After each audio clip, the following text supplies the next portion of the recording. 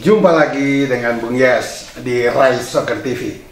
Kali ini saya harus mengatakan bahwa SCE atau Sintayong, pelatih tim nasional Indonesia, melakukan kesalahan besar dengan tidak memanggil atau memasukkan Stefano Lillipali, pemain berusia 33 tahun dari klub Liga 1 Indonesia Borneo FC.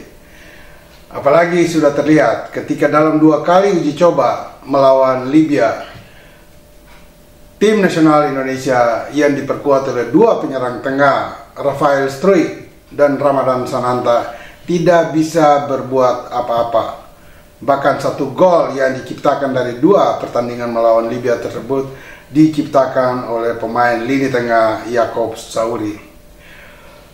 Untuk semua sahabat, teman, rekan, jangan lupa terus ikuti analisis Bung Yes dan tetap like, comment, and subscribe. Kita lihat bahwa kontroversial tentang masuk tidaknya Lillipali di tim nasional sejak menjalani persiapan ke Turki maupun sesudah timnas melakoni 2 pertandingan melawan Libya banyak dibicarakan oleh netizen. Mengapa pemain yang saat ini subur di Liga 1 dengan mencetak 9 gol tidak diikutsertakan oleh STY dalam tim nasional? Padahal Lillipali adalah pemain lokal yang tersubur saat ini dengan 9 gol. Ini sebuah keniscayaan bagi STY dengan tidak memanggil Lillipali, karena dalam kondisi yang terbaik saat ini dan dalam mempersiapkan sebuah tim nasional atau membangun sebuah tim nasional, seharusnya seluruh pemain-pemain terbaik yang ada di Liga 1 atau Liga 2 harus dimasukkan dalam tim nasional, tentu dengan seleksi ketat, dengan kriteria-kriteria tertentu. Nah, untuk Lillipali, dia adalah seorang penyerang tengah. Tugas utama dari seorang penyerang tengah adalah mencetak gol. Dan Lillipali telah membuktikan itu saat ini dengan menjadi satu-satunya pemain lokal yang ada di 4 besar klasemen top skor dengan 9 gol. Walaupun bukan yang tertinggi saat ini dalam top skor, karena top skor adalah pemain-pemain dari luar negeri, pemain asing dengan 14 gol, yaitu David Da Silva dari Persib Bandung dan Gustavo Almeida dari Arema FC, masing-masing mencetak 14 gol.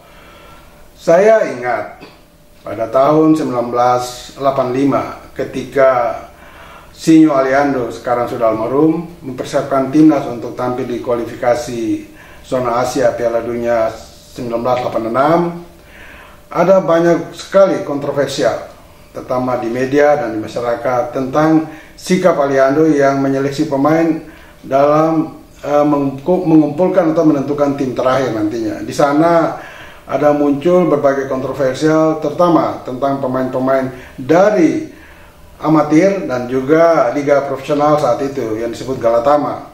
Di sana ada 2 penyerang tengah yang sangat menonjol saat itu dari kelompok amatir, yaitu Adolf Kabo dari Persema Manokwari, kemudian Ajat Sudrajat dari Persib Bandung.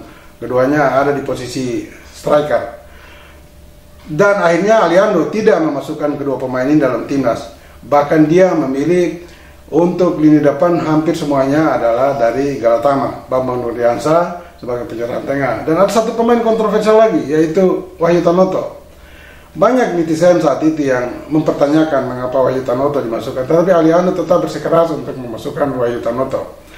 Namun untuk konteks saat itu Aliando dan sekarang STY ini agak berbeda. Karena Aliando mengapa saat itu lebih mementingkan pemain-pemain dari Galatama, ada 1 alasan yang paling menjadi dasar Aliando memutuskan itu.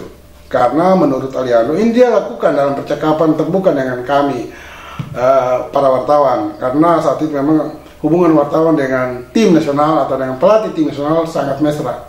Dia mengatakan bahwa salah satu alasan utama dia lebih mempercayai pemain-pemain dari liga semi profesional Galatama adalah karena mereka secara mental dan fisik lebih baik untuk bertarung di tingkat internasional. Nah, itu salah satu alasan Aliando. Sekarang STY selain sangat tertutup komunikasi dengan media, juga pengurus dan direktur nasional Indra Safri. Sehingga kita media memang tidak bisa berkomunikasi secara terbuka untuk mendapat cover both side, informasi dari kedua belah pihak. Namun terlihat bahwa ada keterangan yang disampaikan oleh STY tentang mengapa dia menolak memanggil Stefano Lillipali, karena alasan Stefano Lillipali tidak dalam kondisi fisik yang terbaik. Ini pernyataan yang berbanding terbalik dengan pernyataan yang disampaikan oleh pihak klub Borneo. Pihak Borneo ketika dihubungi, yaitu manajer tim Dendry Daud, mengatakan bahwa sebetulnya dia sangat senang dan terbuka kalau ada pemain-pemain dari klubnya Borneo FC yang sekarang memimpin Liga 1 dipanggil ke tim nasional. Dia sangat senang untuk melepaskan tanpa embel-embel apapun. Bahkan ada 3 pemain yang sebelum ini dipanggil oleh STY, yaitu Adam Alis, Stefano Lillipali, dan Nando, kiper.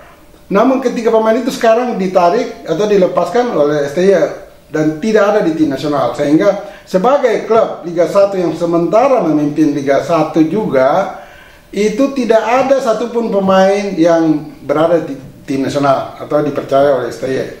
Ini aneh lagi, aneh kedua. Nah, menurut Dendry juga, Lillipali di klub sudah bermain 23 kali, 23 laga dengan selalu menjadi starter. Mencetak 9 gol, 3 kartu kuning, dan menit bermainnya 2023 menit. Saya kira sungguh luar biasa. Dan pelatih Emir sendiri mengatakan masalah fisik Stefano tidak ada. Dia sangat bugar, sangat fit untuk siap bertarung, baik di klub maupun di tim nasional nantinya.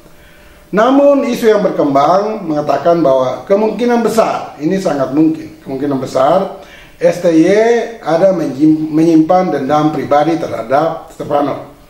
Karena ada komen Stefano di Instagram yang mungkin tidak berkenan di kuping STY, atau juga mungkin di pengurus PSSI, atau ada oknum PSSI yang terlibat intervensi di sana.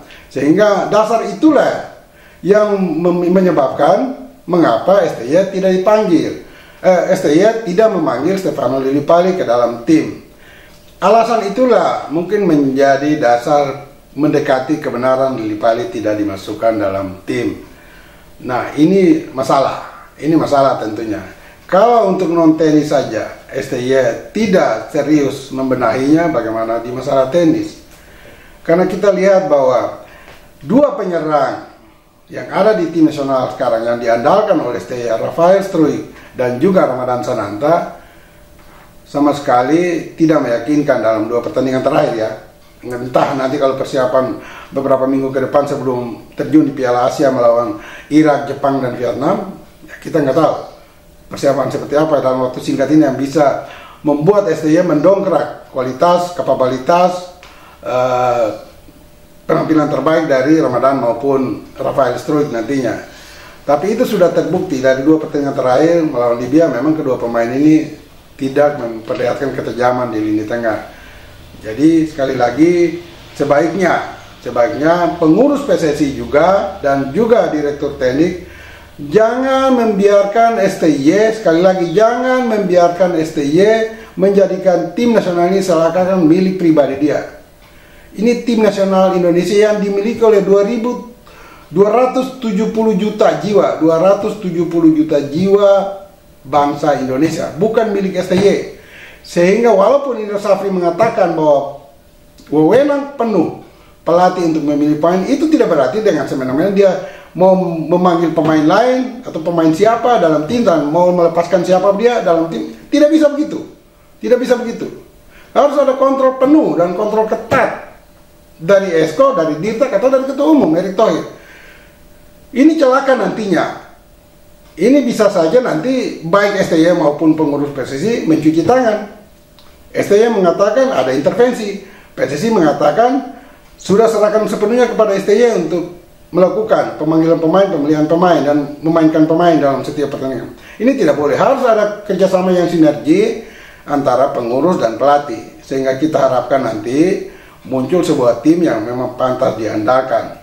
Dan sebelum telat, STY sebaiknya membuang ego pribadinya dan memanggil segera Stefano Lillipali untuk ada dalam tim nasional dalam persiapan menghadapi Irak, Jepang, dan Vietnam di Piala Asia nantinya. Dan pengurus PSSI, termasuk Ketua Umum Erick Thohir maupun Direktur Teknik Indra Safri, harus mendesak STY untuk memanggil, karena ini demi kepentingan negara dan bangsa Indonesia, bukan kepentingan STY. Dan ingat, bola itu bulat, giring terus.